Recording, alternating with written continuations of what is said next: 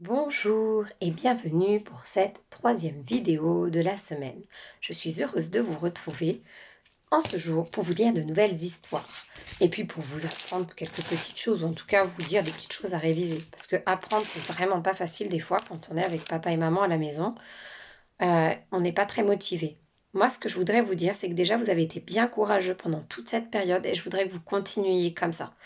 C'est une expérience qui est quand même très particulière, mais qui est très formatrice aussi pour vous. Vous apprenez à travailler par vous-même à la maison. Et ça, c'est génial. Vous êtes au top. Continuez. Alors aujourd'hui, j'ai deux petites histoires. Une un peu rigolote et une autre plus traditionnelle que l'on a vue hier dans le livre du loup à travers les contes de fées. Donc, la première s'appelle Bonjour docteur. On est prêt? On ouvre la première de couverture, on se souvient, avec le titre du livre qui est Bonjour docteur, le nom de l'auteur et le nom de l'illustrateur. On est prêt? C'est parti.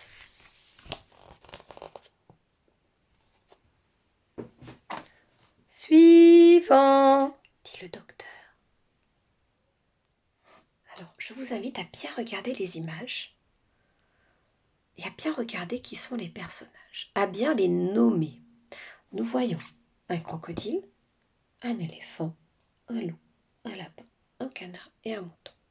C'est parti, je lis l'histoire.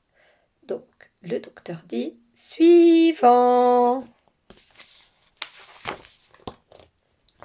Docteur, j'ai mal aux dents. Je vois, ne bouge pas.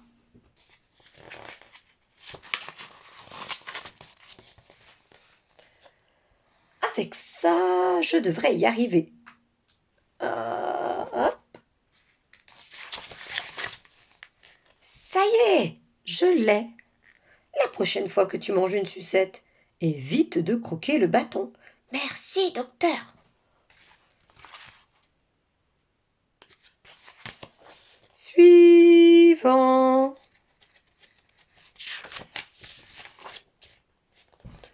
Bonjour, docteur. J'ai mal au nez. Ah oui, en effet, c'est bouché. Souffle aussi fort que tu peux. Encore, allez. Encore.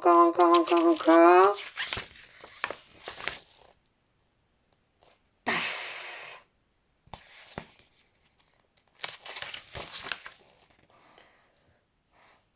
Voilà, à l'avenir, évite de manger des chewing-gums par la trompe. Merci, docteur. Suivant.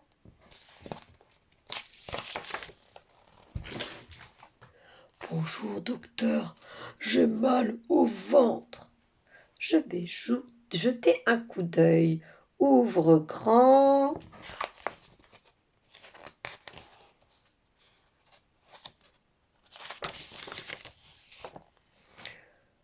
Oula! Qu'est-ce qui se passe là-dedans? Mais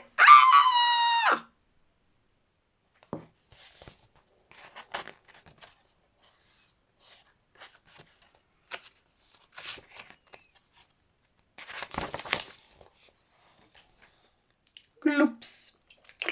Oui, se lèche les papilles, le loup. Oh, quel coquin de loup! Suivant!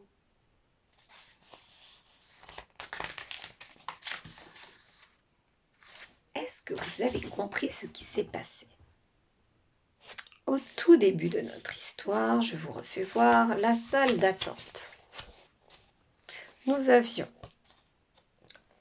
un crocodile, un éléphant, un loup, un lapin qui lisait un petit livre rose et un canard qui lisait un livre bleu, ainsi qu'un petit mouton qui semblait dormir. Lorsque revient le médecin, après avoir soigné Monsieur Crocodile,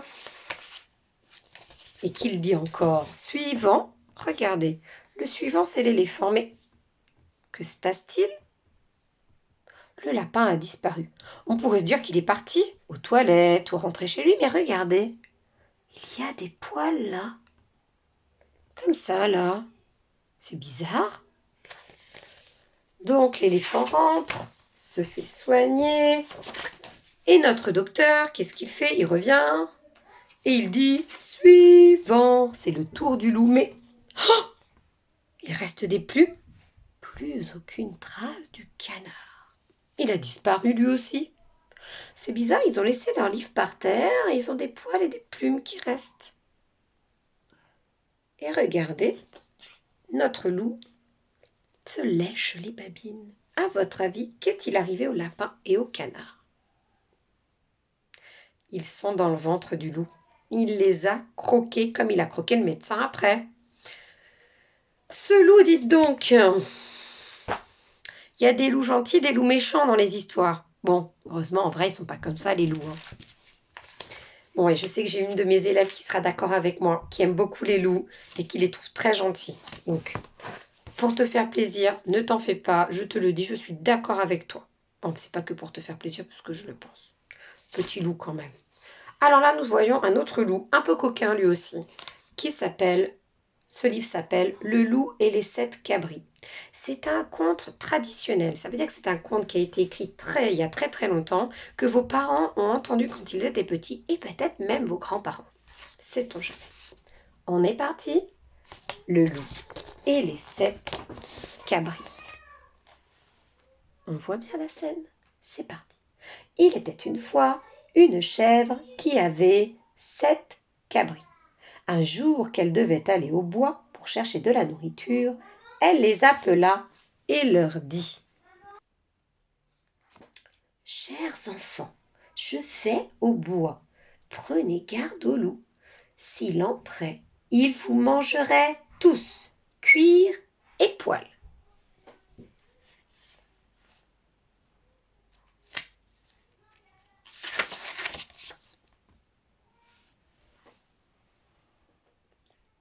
Le loup se contrefait souvent, mais vous le reconnaîtrez facilement à sa voix rauque et ses pieds noirs. Les cabris répondirent « Chère mère, nous ferons bien attention. Vous pouvez partir sans souci. »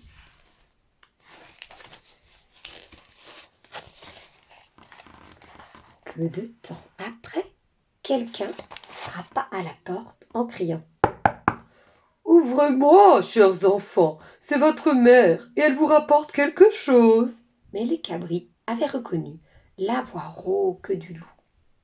« Nous ne voulons pas ouvrir, » répondirent-ils. « Tu n'es pas notre mère qui a une voix douce, tandis que la tienne est rauque. Tu es le loup. »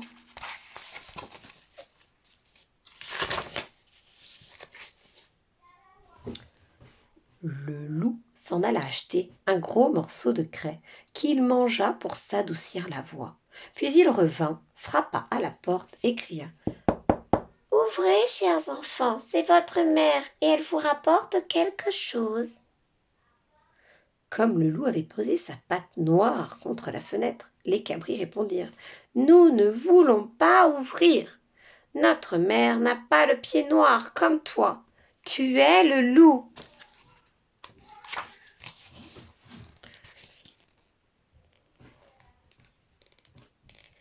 Le loup courut alors chez le boulanger et lui dit « Je me suis fait mal au pied, étends de la pâte dessus, et ou je te mange !» Et quand le boulanger eut enveloppé sa pâte, le loup courut chez le meunier et lui dit « Poudre-moi la pâte de farine blanche, ou je te mange !» Le meunier, c'est celui qui est dans son moulin et qui broie les grains de blé pour en faire de la farine. Le loup se rendit alors pour la 3e fois à la porte, frappa et dit « Chers enfants, ouvrez-moi, c'est votre chère petite mère qui vous rapporte quelque chose. Montre-nous d'abord ta patte, dirent les cabris. » Alors le loup posa sa patte blanche contre la fenêtre et les cabris ouvrirent la porte. Mais qui entra ? Le loup. Ils eurent grand peur et se cachèrent.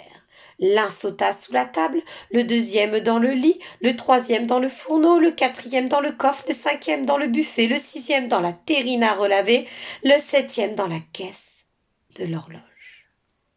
Tout le monde se cache.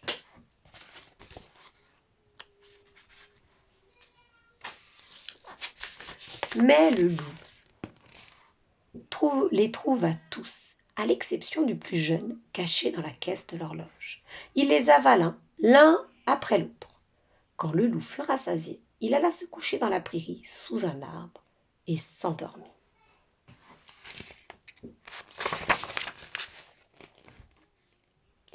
Quelque temps après, la chèvre rentra de la forêt. La porte de la maison était grande ouverte. La table, les chaises et les bancs étaient renversés. La terrine à relaver était en morceaux.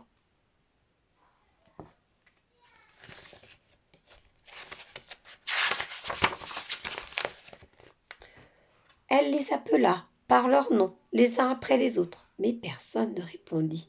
Enfin, quand elle appela le plus jeune, une petite voix s'écria « Chère mère, je suis cachée dans la caisse de l'horloge. » Il lui raconta que le loup était venu et qu'il avait mangé tous les autres. La pauvre mère pleura longtemps.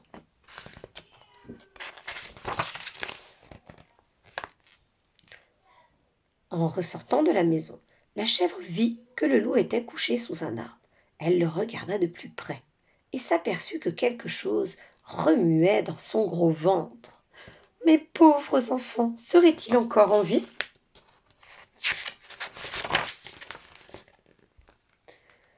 Elle dit alors au petit cabri d'aller à la maison chercher des ciseaux, une aiguille et du fil.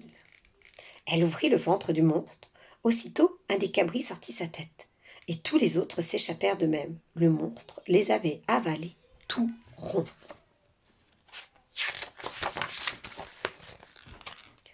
Ce fut une grande joie.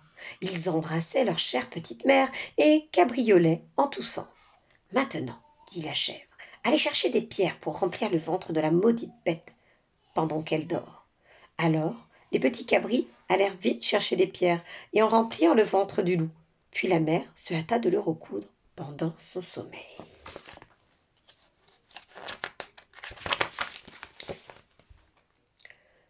Quand le loup se réveilla, il se leva et voulut aller boire à la fontaine. Mais quand il commença à bouger, les pierres se heurtèrent dans son ventre les unes contre les autres. Alors il s'écria « Qu'est-ce qui fait ce bruit-là au fond de mon estomac ? J'avais avalé des cabris et je suis plein de cailloux gris. »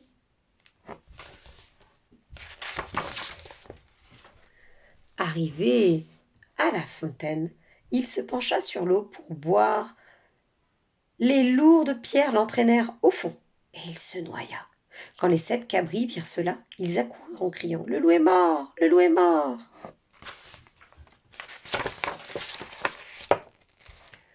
Toute la famille se mit à danser de joie autour de la fontaine.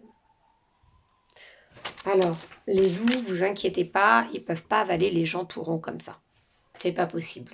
Ce ne sont que des histoires, on est bien d'accord. Voilà, c'est pas fait pour vous faire peur, hein. Les loups dans la vraie vie, vous les voyez, vous, sur 2 pattes, aller voir le boulanger, leur parler avec des mots? Moi, je crois pas. Moi, je crois que ça me ferait même peur, hein, un loup qui viendrait me dire des choses comme ça, là. Bon, voilà. Je vais m'arrêter là pour cette petite vidéo aujourd'hui. Amusez-vous bien. La chasse aux couleurs. Regardez, hop, aujourd'hui j'ai mes petites boucles d'oreilles. Je m'habillerai moi aussi en rouge, je ferai une photo. Hein, j'essaierai de jouer le jeu. J'espère que j'ai des choses rouges. Hein. Moi, je suis pas le petit chaperon rouge. Hein. Bon, va falloir que je cherche alors. Je me ferai ma petite chasse aux objets et je vous mettrai moi aussi, comme ça, mes petites découvertes. Et peut-être que j'arriverai à faire une vidéo tout en rouge. On verra. Sur ce, je vous souhaite une très bonne journée. Soyez sages, hein. Écoutez bien papa et maman. On se retrouve très bientôt, et soit à l'école, soit en vidéo. Et j'espère que vous allez tous toujours aussi bien.